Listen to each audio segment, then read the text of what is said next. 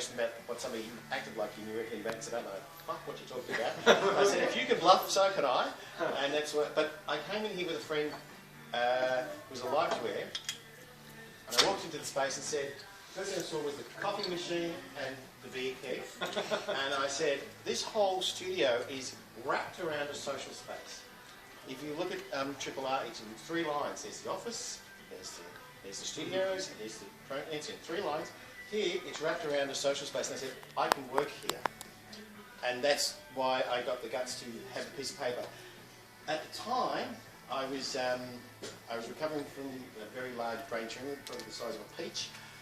I decided, as my brain was recovering, I could do things like, I finally got on Sale of the Century in 2000, which I couldn't do at 89. So I was like, my brain is working now, thank God.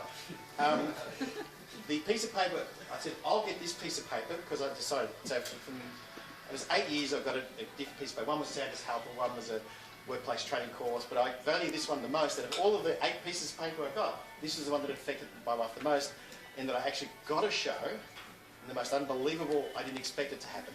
So it has been, like a lot of things I've done, it's been part of my recovery from that period of time, was being in that environment where people could ring up and say, I can't believe we did that.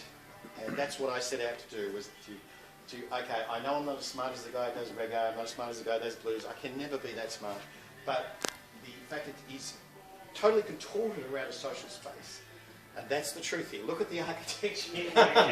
It is, and it was the best move of my life, was to say, I need a piece of paper, this will be my piece of paper. What the heck, I'll push it. And Evan and I, of all the people who were at the course that day, are the only 2 that stayed on for the show.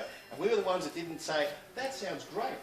We were just, like, we were the naughty guys in the class going, because I actually had a bad attitude, because I'd been at 3CR and had a bad experience there 10 years earlier. So I was in a bit of not really taking it all that seriously.